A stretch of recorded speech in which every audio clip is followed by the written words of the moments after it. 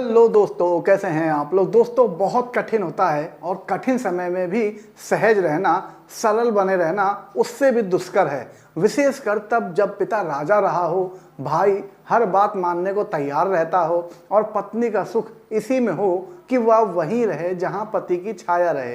राम कथा मनुष्य को सहज होना सिखाती है या यह भी सिखाती है कि तमाम धन संपत्ति, सुख, ऐश्वर्य आदि पाकर भी सरल बने रहना ही जरूरी होता है। लेकिन दोस्तों, अगर आदि पुरुष मूवी की बात करी जाए तो उसमें ये सब फिट नहीं बैठता है, क्योंकि खास बात क्या है, रामायण में थे राम, सीता, लक्ष्मण, हनुमान और रावण की कहानी थी। लेकिन ये कहानी उन्होंने राघव, जानकी, शेष, बजरंग और लंकेश की बुनी है।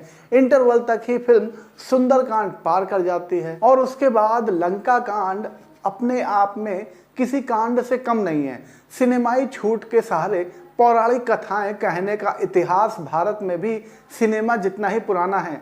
पहले राम कथा जब पर्दे पर उतरी थी तो राम और सीता दोनों के किरदार एक ही कलाकार ने निभाए थे। राम की सौम्यता की झलक वहीं से निकली।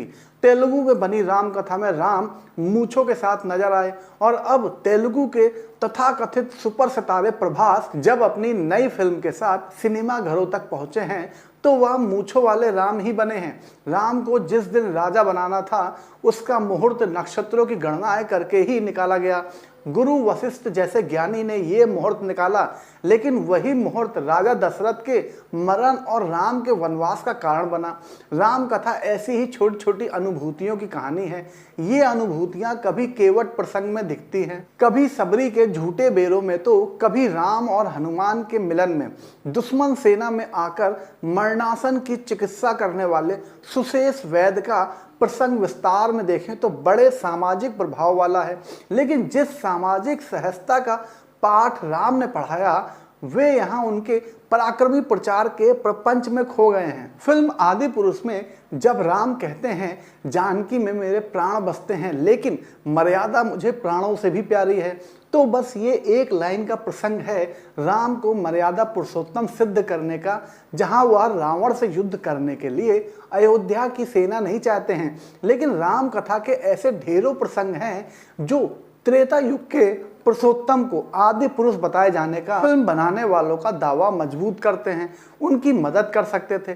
छोटा भाई जब हमेशा भाभी माँ की सेवा और रक्षा में ही तत्पर रहता है तो ऐसे में बड़ा भाई अपनी पत्नी के साथ रूमानी होने का समय भी निकाल पाएगा, सोचना मुश्किल है। लेकिन फिल्म टी सीरीज की है तो अरिजीत सिंह का गाना होना ही है। संगीत और इसके गीतों के साथ ही इसके संवाद भी फिल्म आदि पुरुष की बड़ी विफलता है।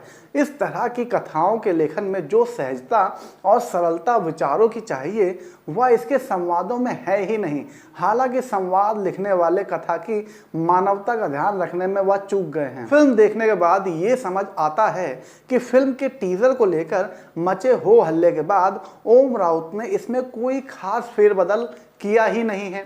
टीजर में दिखे सारे ग्राफिक्स, सारे स्पेशल इफेक्ट्स और सारे किरदार हूबहू यहाँ उपस्थित हैं। इस चक्कर फिल्म भी जरूरत से ज्यादा लंबी हो गई है। फिल्म आदि पुरुष की तुलना इसके पहले हिंदी में रिलीज हो चुकी राम कथाओं, खासकर रामानंद सागर के धारावाहिक रामायण से जरूर होगी। और जब जब ये तुलना होगी सबसे पहले खामी जो इस फिल्म की लोगों को दिखेगी वह है फिल्म में जानकी बनी कृति सेनन। उनके चेहरे पर जो भी कृत्रिम प्रयोग हो चुके हैं उन्होंने उनके चेहरे की सौम्यता हर ली है। होठ और नाक उनके तीखे बनाए गए हैं और मिथिला की राजकुमारी के जिस सौंदर्य को देख राम पुष्प वाटिका में मोहित हुए उसकी छटा तक कृति सेनन की सुंदरता में नजर नहीं आती। यही हाल प्रभास का है।